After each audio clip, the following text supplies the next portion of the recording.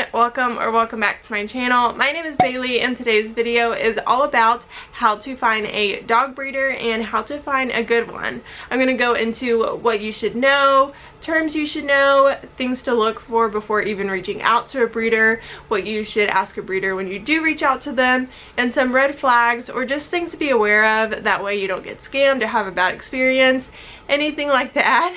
I hope this video is helpful if you've never had a puppy before, just don't know where to start, what to look for, things like that. Or if you do have a puppy but just had a bad experience with the breeder, I hope this helps for the next puppy you get. And without further ado, let's just get right into how to find a dog breeder. It just started downpouring outside. I hope it isn't too loud in the background. I apologize if it is. But the first thing to do when looking for a dog breeder is like, where can you find one? Where do you search? So you can definitely do an online search like Google and type in like Bernedoodle breeder near me or whatever breed puppies near me. You can also do the same search on Instagram and Facebook. I have found really great breeders on all of these platforms, all of these ways. And then you can also just put it out there, ask friends, family, put it on your social media like, hey, I'm looking for this kind of puppy. Any breeder recommendations? That's another way you can find good breeders. So when you find breeders or are recommended breeders, the first thing I look for is a website. I want to have all the information in one spot. Some breeders do not have websites. That does not mean they're a bad breeder. So if it's like a Facebook page, I will read through their Facebook page. I'll go through their Facebook posts just to learn more about the program. But if they have a website, that's where I'm going first. And I will pretty much read through the whole website, but I first go to the parents. I want to see pictures of the parents. I want to read like about their personality, just to see what kind of temperament the puppies will have. The biggest thing to look for when looking at parents is health testing. Health testing is so important, and I'll get into like different health tests you should look for in a little bit, but either they will have, like I did, like OFA, PinHip, Embark, like they will list them out, or just make note. If it just says health testing, you're gonna want to make note of that, so when you reach out to the breeder you can ask them specifically what health testing they did. But if there's nothing about health testing, I will just make a note of that to ask the breeder when reaching out. But yeah, definitely looking for health testing and what kind of health testing they did, because when you reach out to them, you're gonna ask them about that. But yeah, biggest thing, health testing and what kind of health testing they did. And then just to kind of simplify the health testing, because I know there is so many out there and they're all acronyms and the acronyms are just thrown around. And if you're new to the puppy dog world, then you have no idea what it means. And so I'm here to help you. Some of the general or most common health testing, so it depends on the breed. I would definitely like research your breed and what health problems they would have, but some popular common ones are OFA, so that tests for hip structure, elbow structure, and you can also do cardiac and eyes with OFA testing. So like for hips, it's if the formation of the hip is developing well or has developed well in the parents, things like that. So OFA is x-rays of hips, elbows, and then a cardiac and eye test. So there's OFA, and then PinHip is kind of the same, it's just a different organization, but again, they just do x-rays of the hips and I believe elbows. I don't know as much about the PinHip as I do OFA, but I know they definitely test hip formation and they have different ways of scaling it, so like please go do your research if you see it. But those are some common ones that mainly do or are most used for hip and elbow formation, so OFA and PinHip. Some other health testing is genetic health testing, so probably like the most common out there even for like just pet parents and not necessarily breeders is Embark. Embark tests for hundreds of genetic diseases and even breaks down the makeup of your dog. It's really cool. If you have not done it, I would definitely do it, even if you have just a pet. it's really cool. And then the other genetic health testing that I've seen is called paw genetics.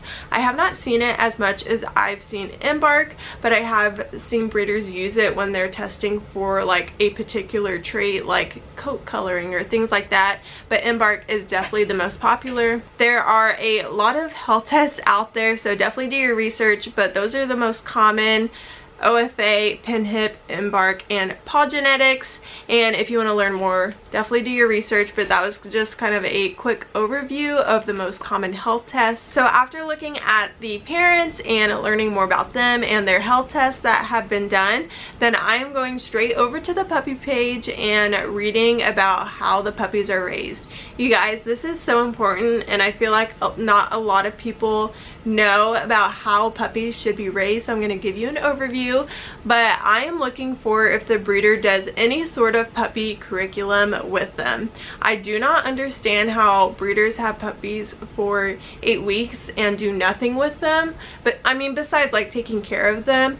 But puppies are so impressionable between, I mean, when the breeder has them up to 8 weeks, and there is so much that a breeder could do to provide you a well-rounded puppy. So kind of going into puppy curriculums and the most common out there, again, a lot of acronyms: ENS, ESI, puppy culture, and badass breeder are like the most common puppy curriculum. So I'm gonna give you a quick overview if you don't know anything about puppy curriculum. So the first one I'm gonna talk about is ENS, which stands for early neurological stimulation. So this is a 10-step handling exercise. So the puppy is held in different positions close to the breeder, but they are held like normal. They will tilt them down, tilt them up, put them on their backs, and then kind of like upside down forward with them. So there's different positions that they do. They also do like a temperature change, so just regular temperature, and then they will be placed on a ice pack for like 10 seconds. And then there is also like a toe tickler, so they will go like quickly in between the paw pads very gently.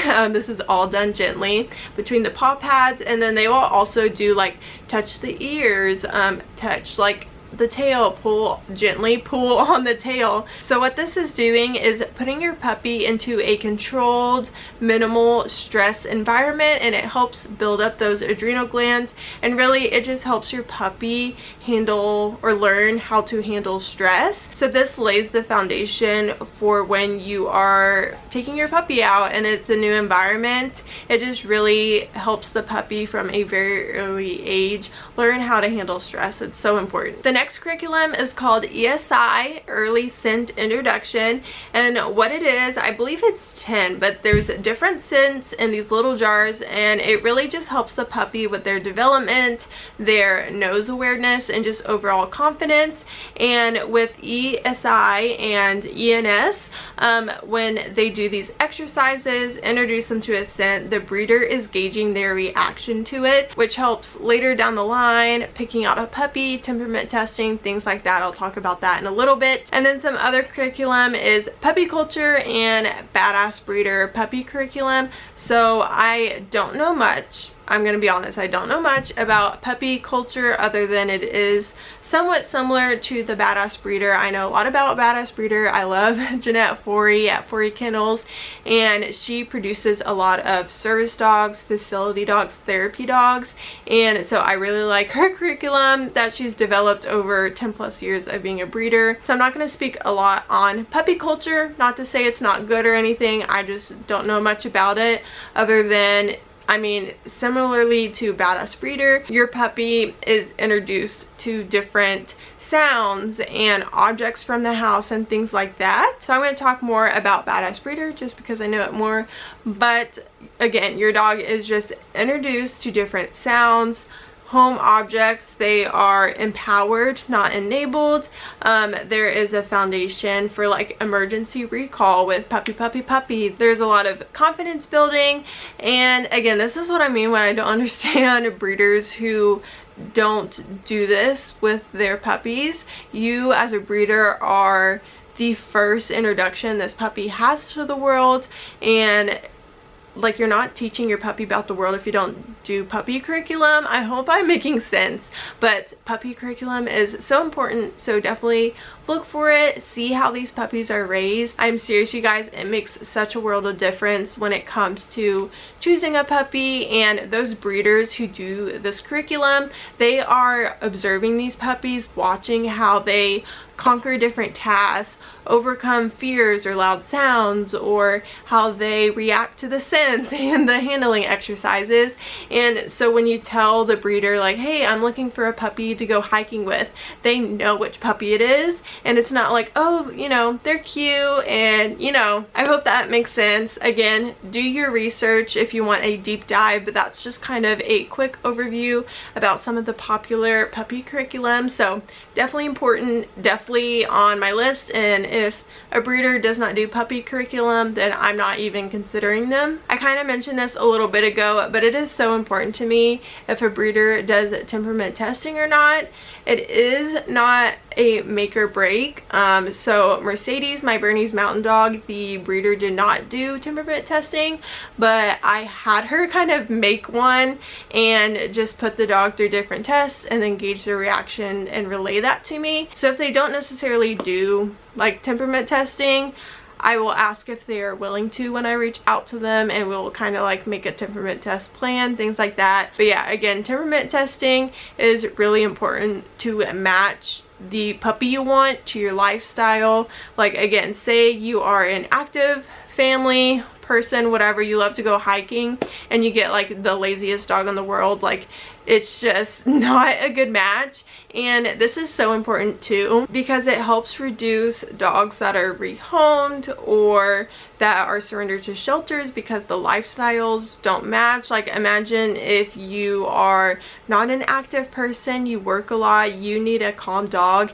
and you get the most energetic dog ever. It's just, it causes for more problems or headaches down the road that could be avoided at week 8 when you pick out a puppy. And then some other little things that I also look for that aren't as important as everything I just discussed, but I do like to consider it. So that is if they are on multiple platforms. And what I mean by that is if they have an Instagram, a website, and they're on YouTube, or also have a Facebook, like, that shows that they are more legit than just like one Facebook page. You know what I'm saying? That does not mean that if a breeder only has a Facebook page, they're a bad breeder.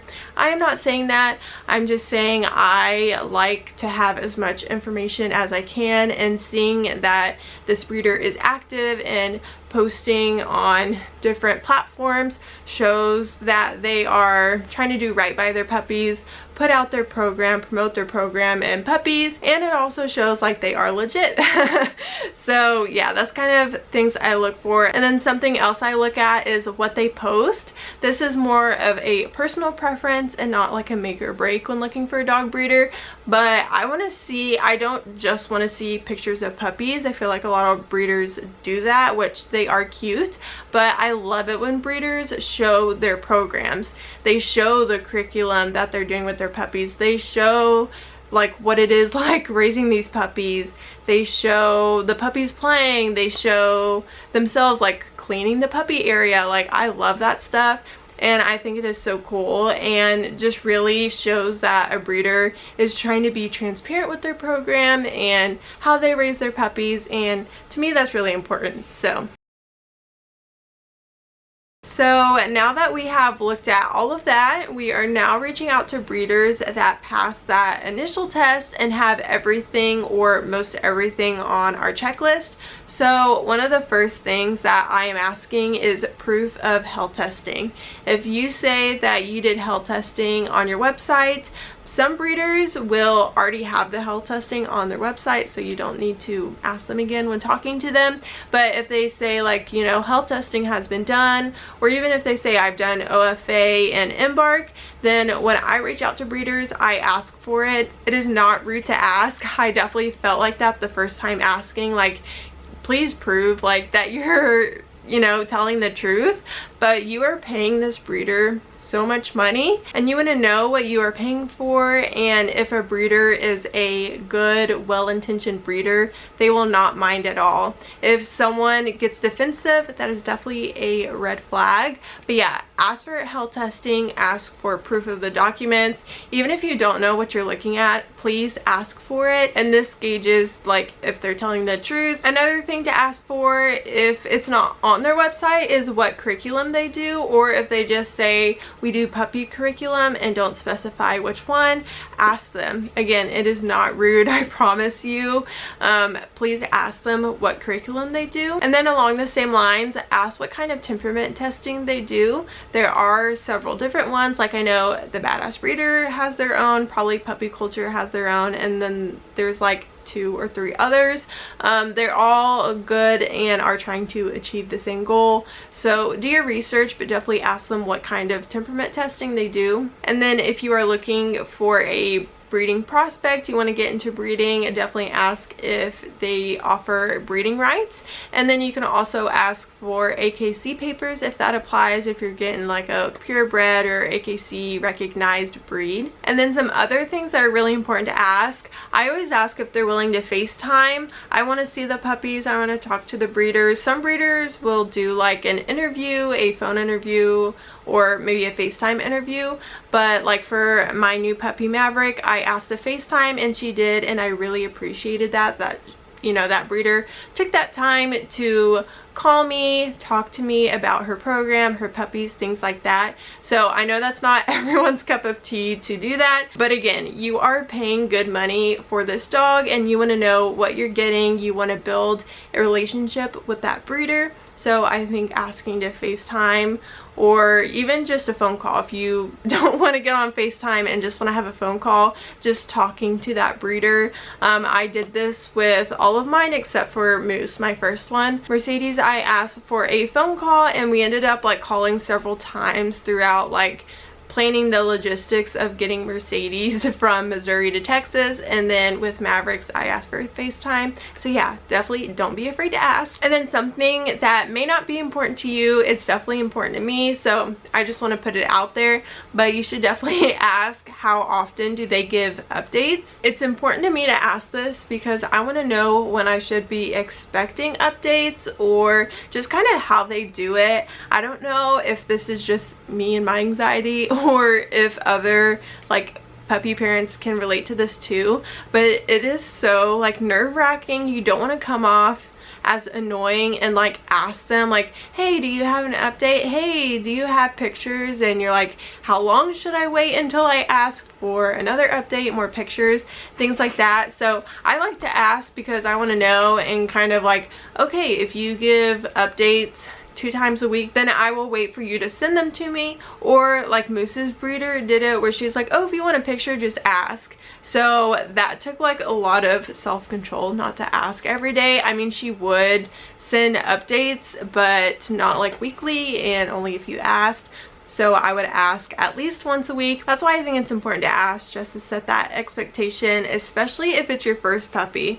Well, that's not true because I am on my 3rd, and I was like, oh my gosh, should I ask, should I not, and I'm being annoying, or you know, blah blah blah. So anyways, that way you just know, and tell yourself to have some self-control, like you can wait for once a week, or yeah, that way you just know. And then something else you can ask is for references. I personally have not done it, but I have seen it on like Mavericks Breeders page where someone did a review and was like, if anyone wants a reference, you can reach out to me. So I did not do that, but you can definitely ask for it, or look at their reviews, see if someone is willing to be a reference, and contact them. So those are some things you should know and ask when reaching out to a breeder.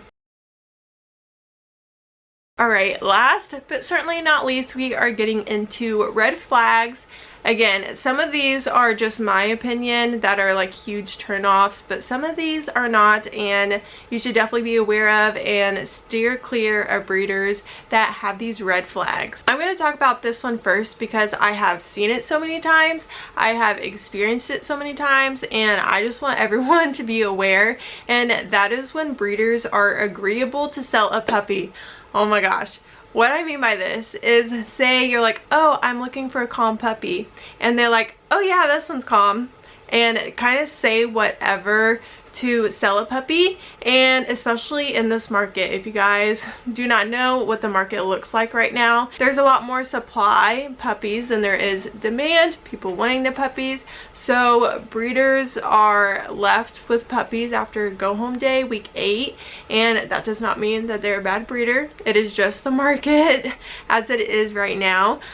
So I have experienced breeders saying, oh yeah, they're like this. So definitely hold off saying what your purpose is with the puppy. I'm gonna put up screenshots as an example just to show you guys what I mean. But I reached out to a breeder. She had one Bernedoodle puppy left. It was a boy, and I was looking for a Bernedoodle boy. So I reached out and I asked what his personality was like. I think that's a perfectly fine question. And if you are looking for a puppy in this market, you might be picking from what's left over after go home day, kind of like what I was explaining before. So you could definitely, if you're in that situation, ask what the puppy's personalities are like. Anyways, so I asked that, and her first sentence was, oh, he is a mess. And I was looking for a therapy dog, and that is not the kind of temperament I want to raise, first of all, but second, to raise as a therapy dog. And then she went into pretty much like how energetic he is. Again, I'll put the screenshot, but yeah, her first sentence was, he is a mess. That is not what I'm looking for. And then, you guys, I went on to say, okay, well, I think he might not be a good fit. Again, I'm not looking at it right now. I'll put the screenshots. I don't think he will be a good fit. I'm looking for a therapy dog.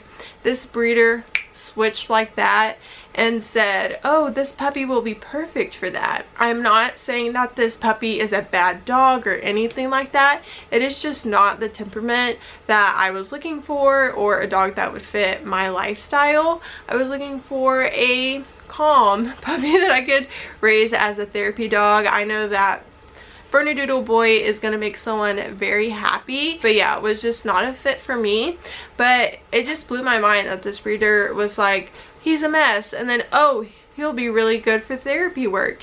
And that might be the case, but that's not how the breeder explained it to me, or just how it came off at all. So I kind of just like, okay, well, I'm gonna think about it, and then I told her I was not interested. But yeah, anyways, that's a screenshot of it happening to me recently when I was looking for Maverick. Another red flag, I didn't mention this earlier, but if they do not do health testing at all, that is a no-go, red flag. I don't even consider puppies from them, no matter how cute they are. Another red flag is if they do not have proof or are not willing to share proof of health testing. So a good breeder, again, will not find it rude, will not be defensive. They will be happy to share the documents, proof of health testing.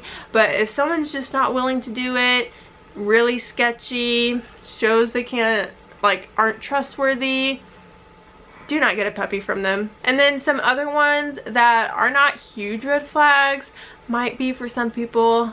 You might not care, but just things to consider is that if they do not have a contract or don't do an interview, to me that's really weird. And again, just like the breeder is just trying to sell the puppies, which I get, like, the breeding program is a business at the end of the day, but you also want to do right by the puppies and kind of know what homes they're going to. Like, you brought these beautiful lives into the world, like, wouldn't you want to know about, like, the homes they're going into, and just making sure that your puppy is going to be in a good home and a good forever home. So anyways, you might not care about that, but at least for me, that is something that is kind of weird to me if you don't do an interview or contract. Again, I mean, contracts, it's a business at the end of the day, and it not only protects you, it also protects the breeders. So contracts are good all around. So kind of weird to me if a breeder doesn't do it. Another one that you might not find weird, I find it extremely weird when breeders price their puppies based on coat colors. I get it, but then I don't. So for example, I'm going to use Bernedoodles. If you watch my channel, then you know I'm a Bernedoodle girl, whatever. So Bernedoodles, the most popular coloring obviously is the tricolor, the Bernese Mountain Dog coloring. So I get it that you price like the most popular, there's more demands. Like I get it from a business side, I get it, but then like you price, like say a puppy is all black, you kind of price that one a little bit lower because it doesn't have the popular like coloring. Again, I get it from a business standpoint, but then like you're putting the same amount of effort, curriculum, you're cleaning them all the same, like you put the same amount of energy and effort into all of these puppies. So why don't you like fluctuate your prices? And what I mean by that is like make your puppies all the same price, and like price your puppies what they are worth. Puppies' worth do not come from their coat coloring. I know that is really important to some people, so this whole point might not be important to you, so you can skip over it. I hope that makes sense. Again, you might not find it weird, but I just think it's weird that you would price puppies based on coloring and not price your puppies based on the effort and energy and covering costs for like health testing, puppy curriculum. I can go into a whole rant, but I'm just gonna stop it there so you guys don't have to listen to it. So yeah, that is kind of the basics of how to find a dog breeder, what to do, what to look for, things you should know, things to ask when reaching out to a breeder, things like that. Again, I hope this video was helpful, and I'm sorry it was just a sit down talking kind of video, but I really hope it was informative. If you liked it, make sure to give it a thumbs up. Hit that subscribe button down below. I make a lot of dog mom content. I'm raising a puppy at the moment. Just like anything dog related I make. Thank you guys so much for watching, and I will catch you in my next video. Bye friends.